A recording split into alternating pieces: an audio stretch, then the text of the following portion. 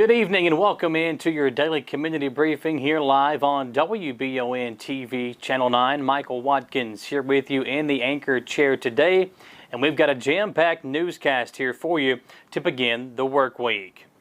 It's been a busy summer for the Madison County Board of Education, especially the last few weeks. After originally not requiring masks, the school now will follow along with the new order from Governor Beshear last week. I stopped by the board office to get this update. Wednesday will be the first day of school here in Madison County. I stopped by and spoke to Dr. David Gillum, Superintendent of Madison County Schools, to get an update on how things were going as students prepare to come back into the classroom. Well, yeah, we're very excited to get this school year started. You know, the last year and a half been pretty rough on everyone. We know that, and you know, this year we're going to start off with what we're hoping to be a normal school year, or as normal as it can possibly be. So everybody's really excited about that. No one's any more excited than our teachers. You know, the last year and a half has been pretty tough on them. You know, certainly trying to toggle back and forth between in-person and virtual, and getting those virtual lessons together, but they have their classrooms ready. They're ready to have kids in there, and they're excited about it. Yeah. You know, we going into this year, we were planning for a very normal school year, as I said, and you know, because our numbers were trending down, everything was looking really good, and then we had this spike with what they're referring to as the Delta variant, and that spike is certainly. You know, it's presented some challenges for us, but we're ready. The one thing that really impacts schools as much as anything, you know, certainly we don't want anyone to get sick or anything, but the quarantine piece is what really poses challenges for us, and especially the quarantine of our teachers and our other school staff. You know, you take flu for example. Flu, you know, someone walks in a classroom with that's flu positive, and they expose a few people. You know, one or two of those people may actually get the flu, but if they walk in there with a COVID infection, regardless of who gets it, you know, multiple people are going to get quarantined, and then so they're going to have to stay, and that's one of the things that can really impact us. You know, not just the illness piece, but the quarantine. And quarantine typically lasts beyond the illness. So the challenge with COVID is you know, is quarantine, and if we have very many of our staff that are quarantined, and then they're not able to be in the schools with the students, we can't effectively staff our schools. And as well, you know, look at our bus drivers, our cafeteria workers, our custodians, and there's not a whole lot of people out there. We have substitutes for those positions, but those substitutes are very limited. We don't have very many of them, and you can't just walk out here and pull people in. You know, it has to be people that are certified as a bus driver, or know what to do as a cook, or know what to do as a custodian, and so that's really what presents the challenges for us. Although virtual schooling is an option this year for students, it will look a lot different than it did last year. Last year we had, because of the executive orders and flexibility granted by the state legislature, we had significant flexibility with our ability to go virtual. Basically what they said was virtual counts as a school day, and then they also gave us credit for hours, and we had to get in a certain number of hours. So that was the way we were able to manage last year and the latter part of the 1920 school year. But this school year is different. We do not have that flexibility right now with any type of virtual, school-wide, district-wide virtual piece. Now, what we do have, we did request a waiver from the state to be able to operate a virtual academy. So we do have that in place, and we do have about 160 students enrolled in that, and that's K-8, a virtual academy. And what those students have in the virtual academy is it's a set schedule. They meet with teachers in a virtual format, a Zoom format, every day on a set schedule. And if the student doesn't log in, then they're counted absent, just like a student would in a classroom. So that's an option that we have available. Of course, with that, it's a virtual academy. It's separate from, it has its own school number, and students would be withdrawn from their home school and enrolled in that, and they have to stay in that for a period of time. So it's not something we can bounce back and forth on. For WBON TV Channel 9, I'm Michael Watkins. Stay tuned tomorrow for the second half of the interview with Dr. Gillum, where we discuss the upcoming sports season with the local schools here in Madison County and more. Well, James McGuire, the subject of the golden alert from this weekend that caused a brief panic in the Madison County area, has been found. According to officials, he is being transported to a local medical facility for an evaluation and treatment. Madison County EMA has sent 2 messages to those in the area on Saturday around noon, the first of which was erroneous according to authorities. The first message had sparked panic as it said, "Prepare to take action." However, EMA officials reported that the message was meant to be issued for the golden alert of McGuire, who has gone missing before. Original story that the Madison County Sheriff's Office is asking for assistance in locating a person missing since 11:10 p.m. on August 13th. Now McGuire has been found.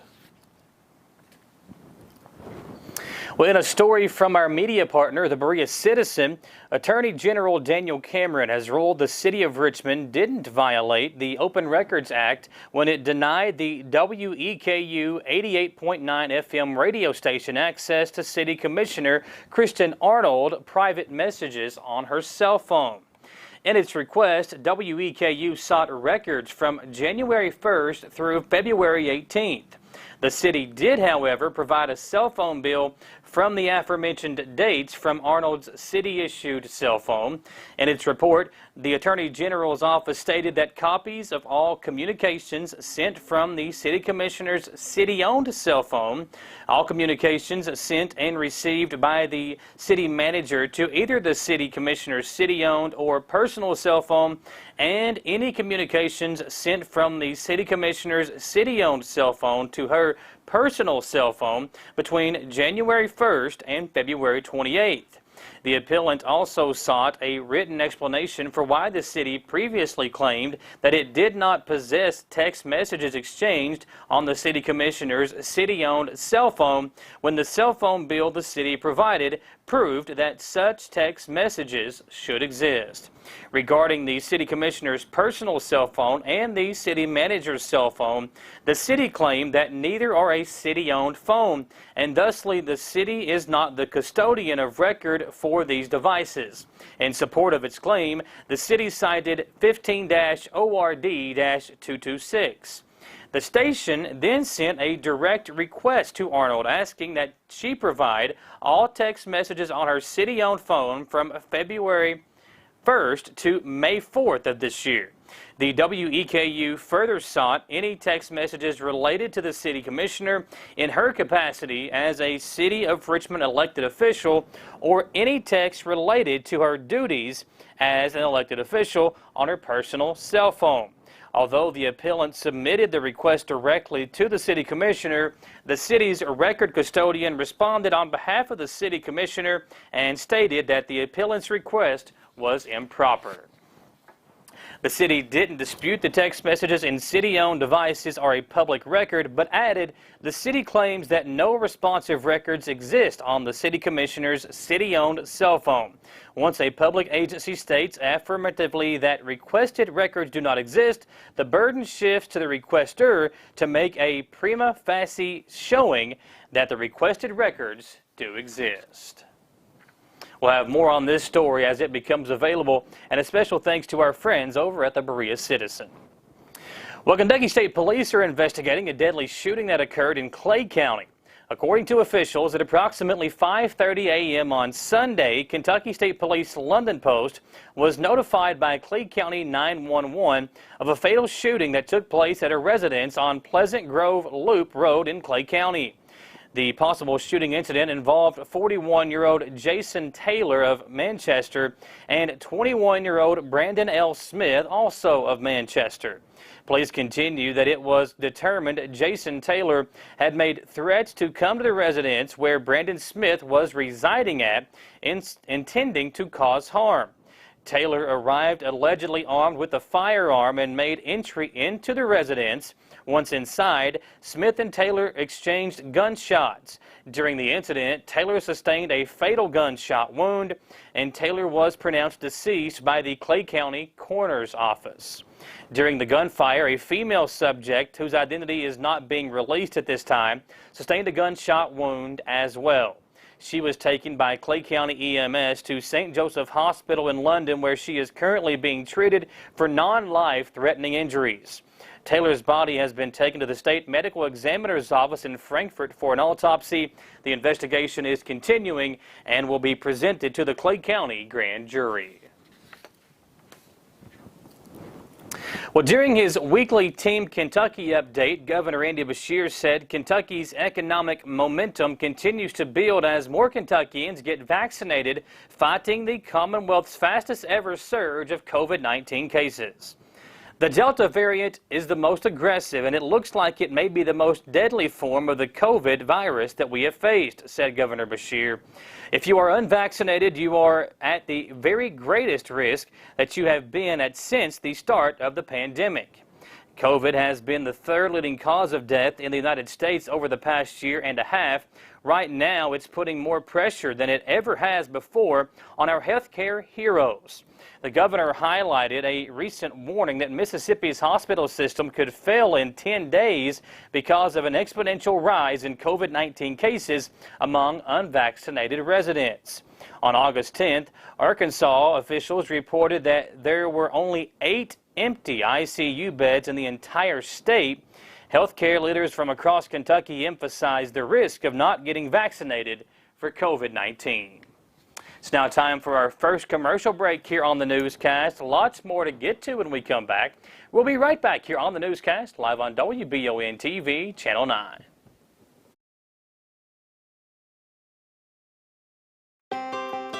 Davis & Powell Funeral Home in Berea. From our attention to detail, a diverse staff, and the best aftercare in the business, there's no better local choice to take care of your family in a difficult time than Davis & Powell. Call in to discuss pre-planning and preparations so there'll be no additional burden on your family. Davis & Powell Funeral Home in Berea. For additional information, check them out at davisandpowellfuneralhome.com. Davis & Powell Funeral Home, always going the extra mile. The mission at H2 Health is to create a healthcare environment where their employees and clients love to be. They offer a wide range of services including physical therapy, occupational therapy, a chronic pain program, wellness and fitness programs, dry needling, and more. H2 Health is here to get you back in the game and feeling your best with locations in Richmond, Berea, and more. Visit h2health.com to learn more and get started today at H2 Health.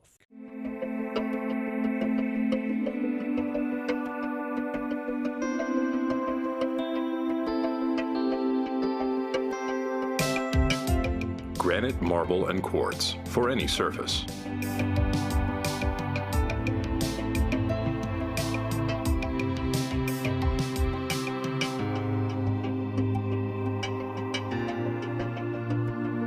Make a lifetime commitment you won't regret.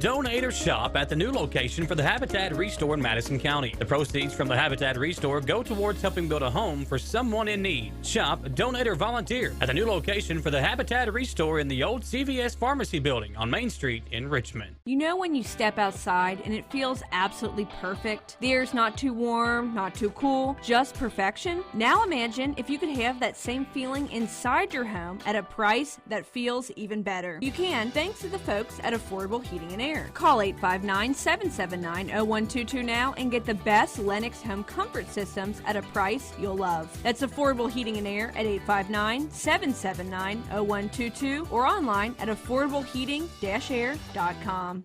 When I started to experience the world from practicing law, it showed me that there's a lot of injustice that can be corrected. We're called personal injury attorneys, but I'm not there for the injury, I'm there for the recovery. And that's what we try to do. We try to help people recover after they've been hurt.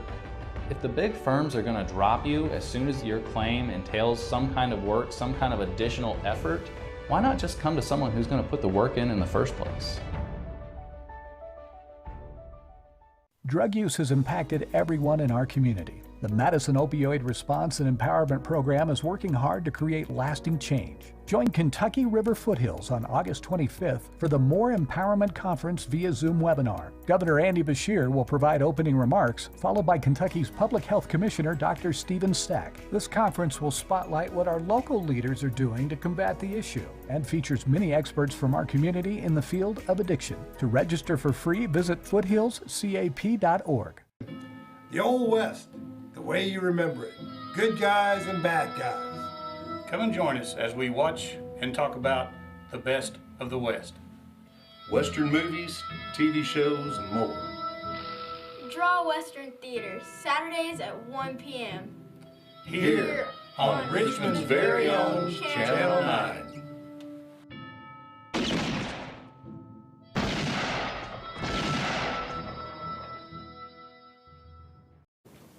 Back here live on the WBON TV Channel 9 newscast, Michael Watkins here with you on this Monday.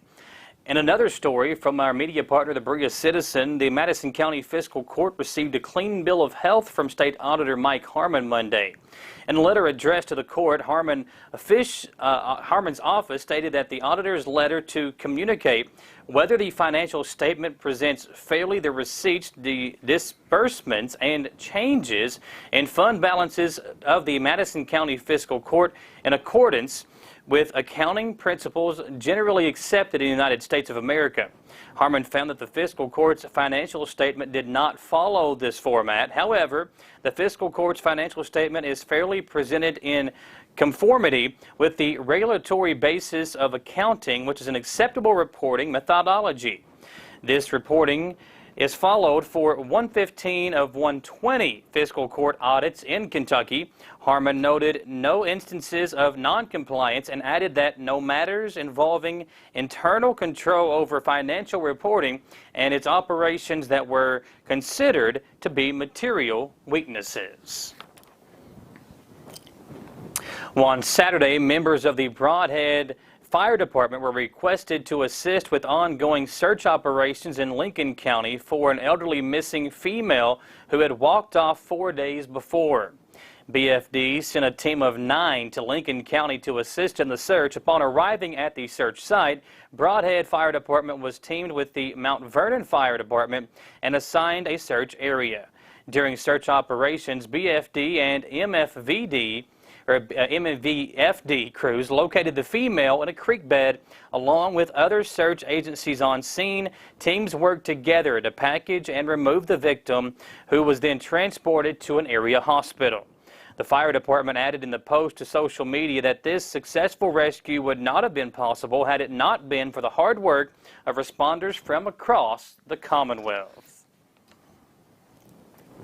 One local girl was recently recognized for giving back to the county's animal population. On Tuesday, the Madison County Fiscal Court presented Kayden Lawson with a certificate of recognition. The court says that Lawson was recognized for her generosity, thoughtfulness, and love for animals after she asked her family and friends to make donations to the Madison County Animal Shelter in lieu of Christmas and birthday gifts. Lawson organized a donation drop-off at the Berea Ace Hardware and encouraged Madison Countyans to donate as well. County officials say the event was a success and Lawson personally delivered the donated foods, toys, and supplies to the animal shelter. The Madison County Fiscal Court wants to thank Lawson for her selfless effort. Well, Governor Andy Beshear called upon broadband providers to complete their applications and submit approvals that support the state's expansion of internet access to unserviced communities across the Commonwealth. In today's technology-dependent society, access to reliable, high-speed internet can no longer be considered a luxury, available only to those who can afford it. In fact, broadband is foundational to our future economic growth, particularly in areas of the state previously deemed unprofitable to serve. Governor Beshear said over the last 18 months, we have seen just how critical reliable internet access is for all of us to stay informed, safe, and connected to work, school, healthcare, friends, and family. And now we look to our broadband community to tell us how they would use the funds available to support the construction, development, or improvement of broadband access across the Commonwealth, with our unserved communities receiving first priority. Through the passage of bills at the end of the 2021 legislative session, the state will direct American Rescue Plan Act of 2021 funds to boost the state's economy by building new schools, delivering clean drinking water, and expanding access to broadband internet. In support of the governor's Better Kentucky plan, the Finance and Administration Cabinet issued a request for proposals for $50 million in federal ARPA funds allocated to bring internet access to those who need it most through the Kentucky Broadband Deployment Fund. Well, in Lexington, an early morning shooting has left one man wounded. At around 1:30 on Sunday morning, police were called to Charles Avenue, where they found the victim. He was transported to the hospital with a non-life-threatening injury. Police said that they have been in contact with everyone involved in the incident, and charges could be pending. It's now time for our second commercial break here on the newscast. Another big spike in COVID cases in Madison County. We'll get that to you when we come back here on the newscast live on WBON TV, Channel 9.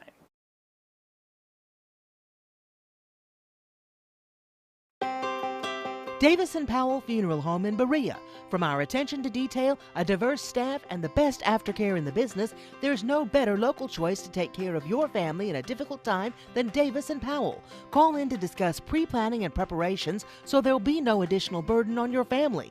Davis & Powell Funeral Home in Berea. For additional information, check them out at davisandpowellfuneralhome.com. Davis & Powell Funeral Home, always going the extra mile. The mission at H2 Health is to create a healthcare environment where their employees and clients love to be. They offer a wide range of services including physical therapy, occupational therapy, a chronic pain program, wellness and fitness programs, dry needling, and more. H2 Health is here to get you back in the game and feeling your best with locations in Richmond, Berea, and more. Visit h2health.com to learn more and get started today at H2 Health.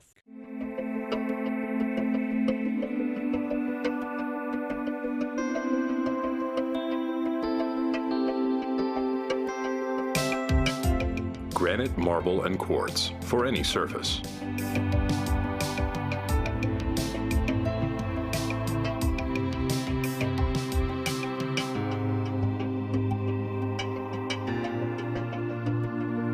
Make a lifetime commitment you won't regret.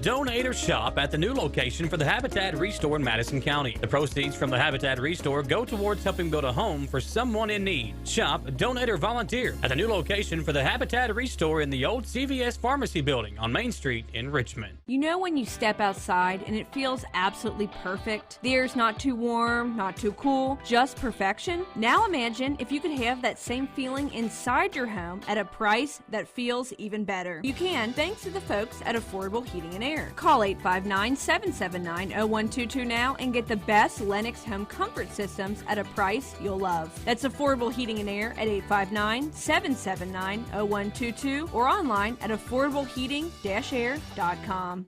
When I started to experience the world from practicing law, it showed me that there's a lot of injustice that can be corrected.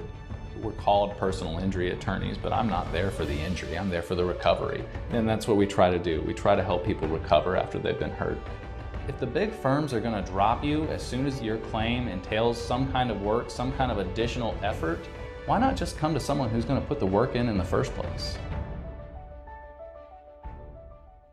Drug use has impacted everyone in our community. The Madison Opioid Response and Empowerment Program is working hard to create lasting change. Join Kentucky River Foothills on August 25th for the More Empowerment Conference via Zoom webinar. Governor Andy Beshear will provide opening remarks, followed by Kentucky's Public Health Commissioner Dr. Stephen Stack. This conference will spotlight what our local leaders are doing to combat the issue and features many experts from our community in the field of addiction. To register for free, visit foothillscap.org. The Old West, the way you remember it. Good guys and bad guys. Come and join us as we watch and talk about the best of the West. Western movies, TV shows, and more. Draw Western Theaters, Saturdays at 1 p.m. Here on Richmond's very own Channel 9.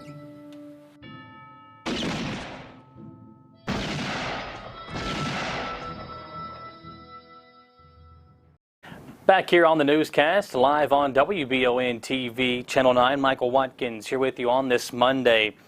Brought to you today by Bishop Small Engine Repair, Affordable Heating and Air, Bluegrass Marble and Granite of Richmond, Davis and Powell Funeral Home in Berea, and Whitaker Bank of Madison County. With a big spike in COVID cases within the county, new cases reported since the 9th of August, 336. 41 of those cases came from the 9th. On August 10th, 33 new cases. On the 11th, 77. On the 12th, our biggest jump in cases, 79 new cases on the 12th, 49 on the 13th, 26 on the 14th, and on the 15th, there were 31 new cases of COVID-19, giving us 336 new positive cases this past week.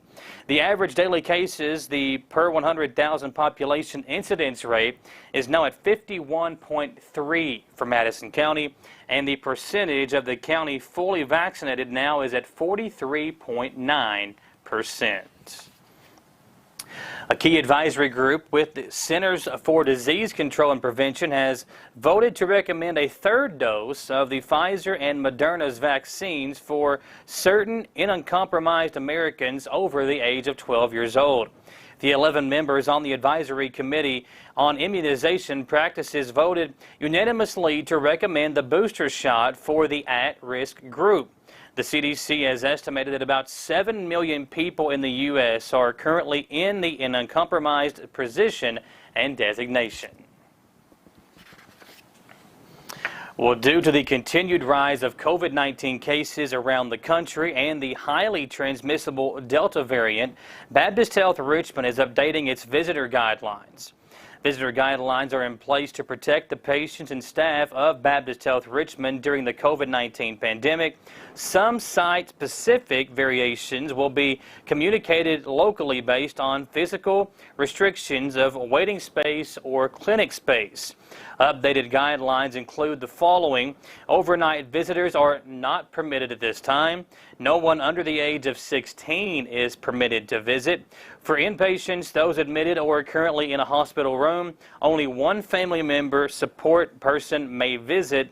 All patients in active labor may have 2 support persons at the discretion of the patient and are expected to remain for the entire duration of the delivery.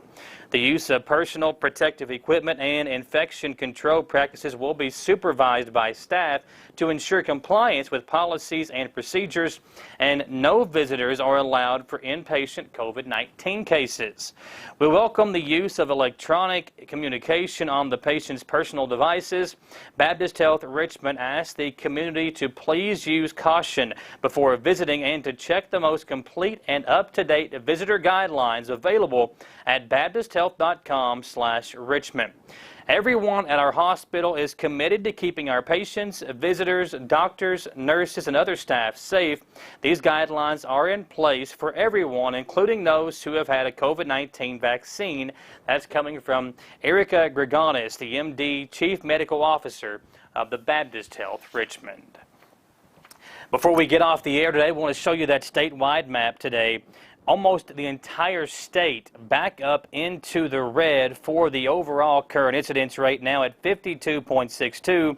Surrounding counties include Lee County, that is in the orange. Everybody else in the red, including Madison County, who today is at 51.3. So other counties that are not in the red include Wayne County, Nicholas County, Robertson, Campbell, Christian County, Crittenden, Hickman, Fulton County, and Clinton County, the only county in the state in the yellow. They are at 8.4. Folks, the Delta variant and other COVID cases continuing to rise. Please stay safe, and as always, keep it tuned in right here to WBON TV. Our first high school football game is coming up this Friday night. Madison Central will take on Lexington Christian Academy. We'll have the details on that tonight on the Jack Burford Chevrolet Sports Show, and so much more coming up the rest of this week here live on WBON TV.